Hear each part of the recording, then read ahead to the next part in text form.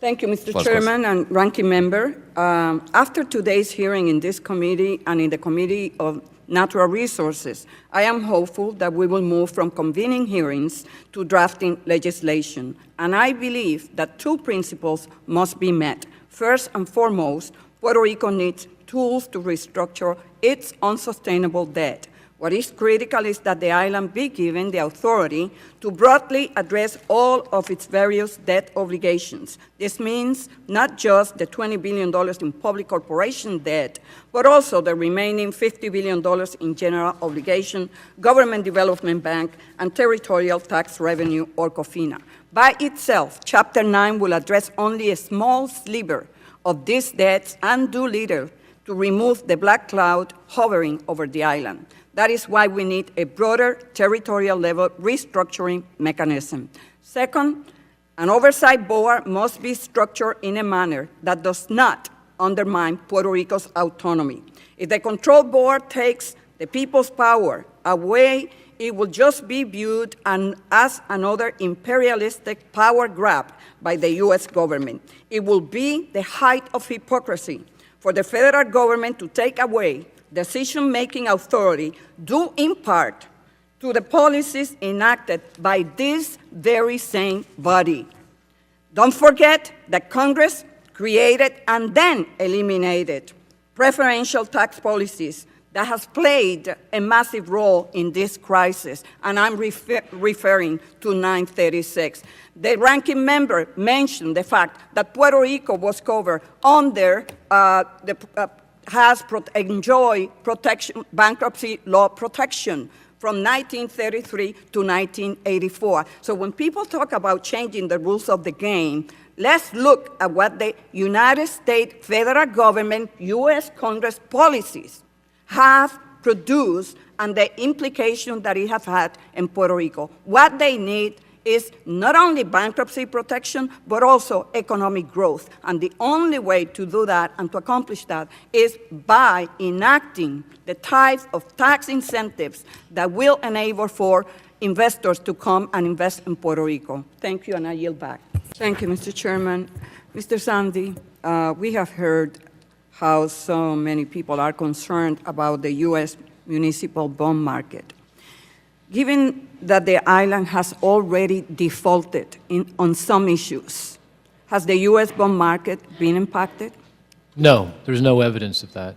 Many of the island's bonds are covered by bonds insurance. How does this help insulate the market from the impact of defaults? Well, the insurance will pay out under certain conditions of default and help cushion the blow to the bondholder. So it reduces the cost to the bondholders. Of course, the insurance companies have to pay it out. Correct.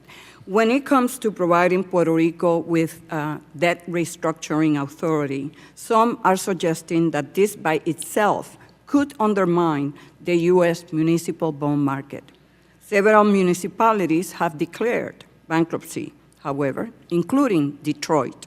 Did these situations impact the U.S. municipal bond market over the long term? No, there's no evidence of that. I mean, if you look at yield spreads in the bond market, municipal bond yields relative to risk-free treasury rates, they've shown no impact. And of course, Puerto Rico has been under severe financial stress for more than 2 years, and this thing has been gathering steam, and it's pretty obvious there's going to be defaults and restructuring, and there has been no impact on any of the rest of the municipal bond market. There's been obviously an impact on the Puerto Rican debt. It's trading, depending on what you're looking at less than 50 cents on the dollar, but the rest of the bond market has been unaffected. The other thing to point out is there's no effect on flows into mutual funds, municipal bond funds. So what you're saying is None. that the establishment of a debt restructuring authority. Investors have said quite clearly in their voting with their money that Puerto Rico's situation is Puerto Rico's situation. It's no one else's problem. In the next 6 months, there is nearly $3 billion due in bond payments, of which half is for GDB, GO, and COFINA debt. Do you believe the island will be able to make these payments? Well, you know, I think it'd be incredibly difficult, and the governor has pretty much said no. And the bond market, investors, the guys who put the money on the line, are saying no, this isn't going to happen. They're not going to be able to make those payments. If Chapter 9 alone was enacted, would it allow Puerto Rico to restructure all of these pending debt payments? No. I mean, Chapter 9 for municipalities and public corporations, again, is a very positive, big step in the right direction, but it doesn't put Puerto Rico on a sustainable path. And I think if we're going to empower an entity like the Financial Stability Council to get this on a sustainable path, we have to give that council all the tools that it needs to be able to do that, and that means broader restructuring authority. Limiting it to Chapter 9 for municipalities and for, now, it could be I'm wrong, it's possible, you know, rare, but, you know, but it's possible. But we should give the tools to this entity just in case, because there's no room for error here. So, Mr. Sandy, Puerto Rico already does not have access to the credit markets. In that sense, it's not Greece. Greece has access to the credit markets. What this means for Puerto Rico is that the island's only children's hospital lacks CT and MRI machines and has 70 vacant nursing positions, that therapy sessions for special education students are at risk, that supplies of gasoline for ambulances, police cars, and fire engines were nearly cut off, that towns have gone without water due to the lack of vendor payment, that food supply for inmates were almost cut because suppliers were not paid, that contractors now wait on average 4 months or more for the government to pay their bills.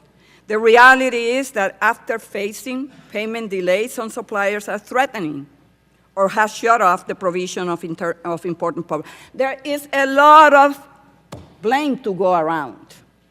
Mismanagement of the Puerto Rican government. Mr. Batier, you know, you work for the government bank, and while you were in office, the debt doubled. So there is a lot of blame to go around, including this same body, because we lack public policy uniformity when it comes to the U.S. territories. So look at how much reimbursement they get when it comes to Medicare and Medicaid. We subject Puerto Rico to the same standards that we subject hospitals here and any other institution, and yet they don't have the resources to abide or to comply with those standards. When it comes to the Jones Act, when it comes to so many other issues, we give and we take away. We promote economic growth in Puerto Rico by providing Section 936 when we needed to showcase Puerto Rico, as Ms. Krieger said, as the jewel of the Caribbean, sending a message, what, to Cuba, Fidel Castro? This is what it takes to be a good partner. But now that Puerto Rico is not needed to showcase what a good relationship with the United States means, no longer. It's an asterisk. Puerto Rico cannot be a nuance for the United States government. And you know what? We will pay. We will provide the tools, or we will pay later.